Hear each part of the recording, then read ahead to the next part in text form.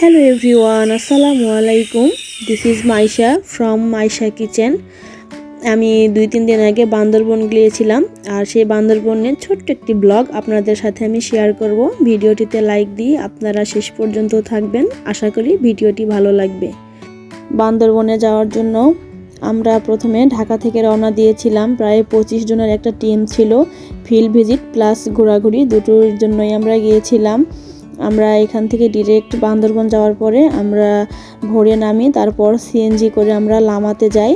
আর যাওয়ার পথে রাস্তার পাশে এরকম বড়ই গাছ, তারপরে ড্রাগন ফলের গাছ, তামাক, এসব যে পাহাড়ি আবাদ হয় আমরা এগুলো দেখছিলাম। অনেক সুন্দর লাগছিল, ন্যাচারাল পরিবেশ। সকালবেলা হালকা রোদ ছিল। তারপর আমরা আমাদের এক বড় ভাইয়ের রিসোর্টে যাই। পাহাড়ের মাঝখানে রিসোর্ট এবং তার এরকম একটা খাবারের ব্যবস্থা ছিল। পাহাড়ের মাঝখানে বসে এরকম চেয়ার টেবিলে বসে খেতে এত মজা লাগছিল। তারপর খাওয়া দাওয়া শেষে আমরা একটু পাহাড়িদের বাড়িতে ঘুরতে গিয়েছিলাম। একটা বাসায় কিছু কাজ ছিল, মূলত আমরা আমার প্রজেক্টের কাজে গিয়েছিলাম। তো ওরা আমাদেরকে এরকম কলা পাতে একটা পিঠা খেতে দেয়, এত মজার ছিল। চালের গুঁড়া দিয়ে তৈরি, হালকা চিনি নারকেল দিয়ে ভাপে ওরা সিদ্ধ করে এটা কলা পাতায়। এটা নাস্তা দিয়েছিল। তারপর ওরা আমাদের জন্য দুপুরের আয়োজন করেছিল ভাত, মূলার শাক ভাজি, মুরগির মাংসের ভর্তা।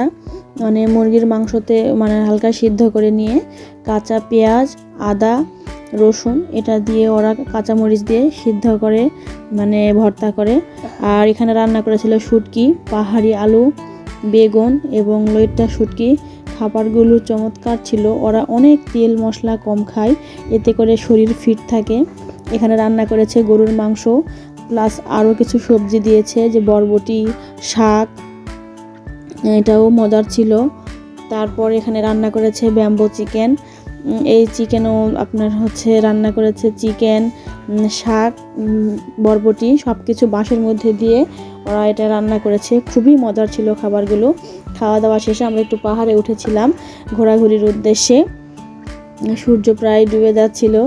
আর এই যে পাহাড়ের উপরে যে এরকম মূর্তি বানানো ছিল, এগুলো দেখছিলাম। তারপরে ঘোরাঘুরি শেষে আমরা সন্ধ্যায় ব্যাক করি। ওরা আমাদের জন্য এভাবে নাস্তা তৈরি করেছে, বিন্নি চালের ভাত এবং উপরে নারিকেল দিয়ে দিয়েছিল। এই বিন্নি চালটা শরীরের জন্য এত উপকার, বিশেষ করে যাদের ফ্যাটি লিভার বা হার্টের প্রবলেম আছে তাদের জন্য। আমরা নাস্তা শেষ করে ঘোরাঘুরি করে বাসায় রিসোর্টে ব্যাক করি। তারপর এত ঠান্ডা পাহাড়ে সবাই আগুন দিয়ে সবাই হাত পা গরম করছিলাম, বসে গল্প করছিলাম। খুবই সুন্দর একটা দিন এবং সন্ধ্যা কেটেছে।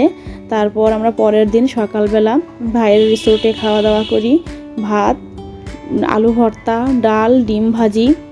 এত চমৎকার ছিল পাহাড়ি খাবারগুলো, একদম ন্যাচারাল এবং ফ্রেশ, কোনো ভেজাল নেই। আসলে আমরা সবসময় ভেজাল খাবার খাই।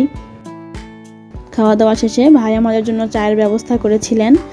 আর এভাবে পাহাড়ে ঘোরাঘুরি, সবাই মিলে একসাথে পাহাড়ের মাঝে চেয়ার টেবিলে বসে খাওয়া দাওয়া, সত্যি পরিবেশটা অসম্ভব সুন্দর ছিল। খুবই মজা লেগেছে আমাদের কাছে। আমার এই ছোট্ট ব্লগটি আপনাদের কাছে কেমন লেগেছে সবাই অবশ্যই কমেন্ট করে জানাবেন। সবাই ভালো থাকবেন। আল্লাহ হাফেজ।